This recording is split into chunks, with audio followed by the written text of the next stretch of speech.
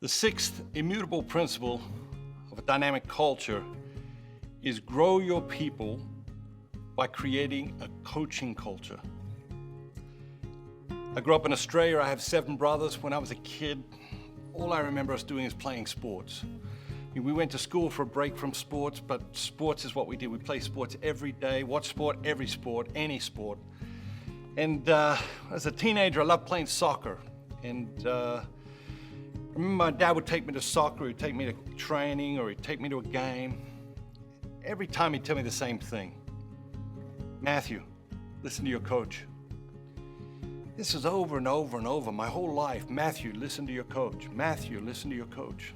When I was about 15, my dad took me to a soccer match, and the parking lot was full, and so he's dropping me off, and I get out of the car, and he's gonna find a place to park. And as I'm walking away from the car, he puts the window down, he calls out to me, he says, Matthew, don't forget. I said, I got it, Dad. Listen to my coach, listen to my coach.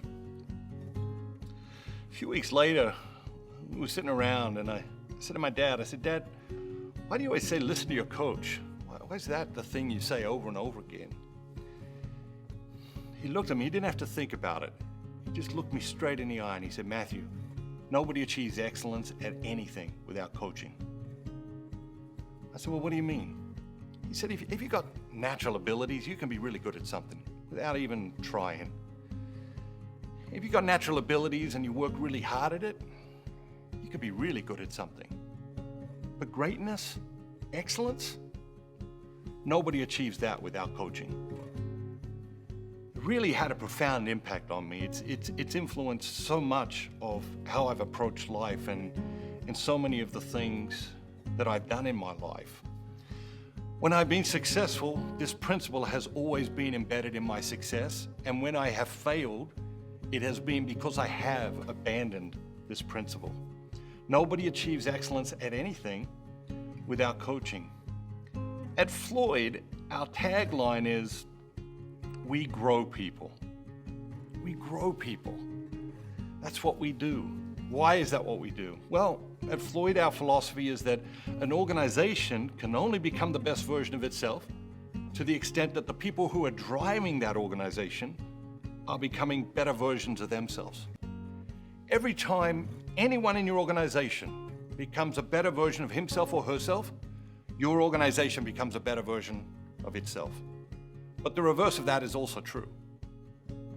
If someone from your organization goes home today and goes to the gym and works out, we would say, oh, that's a personal act. No. Your organization becomes a better version of itself because that person went to the gym. If someone from your organization goes home tonight and says, I'm exhausted, I'm gonna lay on the couch, I'm gonna order some pizza, 2 extra large pizzas with extra meat, and 2 tubs of ice cream, and 2 extra large Cokes, 1 diet, and devours that feast, that person becomes a lesser version of himself. I mean, he becomes a bigger version of himself, but he becomes a lesser version of himself. And at the same moment, your organization becomes a lesser version of itself. The destiny of organizations and their people are tied and inseparable. For 600 years, we've been trying to divide them. We've been trying to say, this is work and this is life. But no, our work is an inseparable and important and critical part of our lives, and the destinies of organizations and the people within those organizations are linked. An organization can only become the best version of itself to the extent that the people who are driving that organization are becoming better versions of themselves. That's why at FLOYD we focus on growing people. That's why the summit of a dynamic culture is to create a culture of coaching. A culture where coaching is just natural, it's part of what we do it all the time. A leader's #1 role is to coach his or her people. Now, that doesn't mean that's the thing they spend most of their time doing. That's not what that means. But their #1 role is to coach their people, is to raise their people up so their people are constantly becoming better versions of themselves. How do we do this? If there's one thing that is missing more in organizational life today, if there's one thing that organizational life needs, it's managerial courage. courage of leaders, and it's a 3-step process. The first step is to clearly define your expectations. To say to people, this is what I expect of you. The second step is to come back from time to time and inspect the work of the people you're leading. When you come back to inspect, what you will discover is there's usually a gap between what you expect and what you inspect, and the third step in the process is to coach people to close that gap between what your expectations are and the work they're creating at the moment. Why don't leaders do this? It's exhausting. It requires energy. And then too many leaders are exhausted all the time. You see, it requires real effort, real energy, real intentionality to sit down and work out exactly what you expect of a person. It requires real effort, real energy, real intentionality to come back regularly and inspect a person's work and say, this is great, you're doing fantastic here, I couldn't be happier. This piece here, I really need you to work on. And it takes great energy to coach to close that gap. And most leaders are exhausted all the time. If you're a leader, work out how you can double your energy or triple your energy next year. Work out what you have to do and what you have to stop doing so that you have more energy for coaching. Because coaching is your number one responsibility as a leader. Great cultures are coaching cultures. At FLOYD, we've had the privilege of working with a number of professional teams.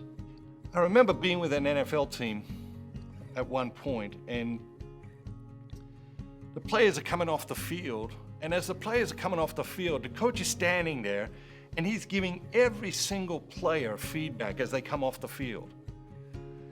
In professional sports, they're constantly getting feedback. A lot of the feedback is just in the form of statistics. You know, they had this many tackles, they ran this many yards, they had this many hits. Constantly getting feedback. This is the way of great champions. This is the way that excellence is created. What is the feedback loop in most organizations? An annual review. Complete waste of time, in my opinion. It's a complete waste of time. You need to shorten the feedback loop, okay? I encourage leaders to have a 90-day review, to review their people 4 times a year. What happens? People get comfortable being reviewed. People get comfortable giving feedback and receiving feedback.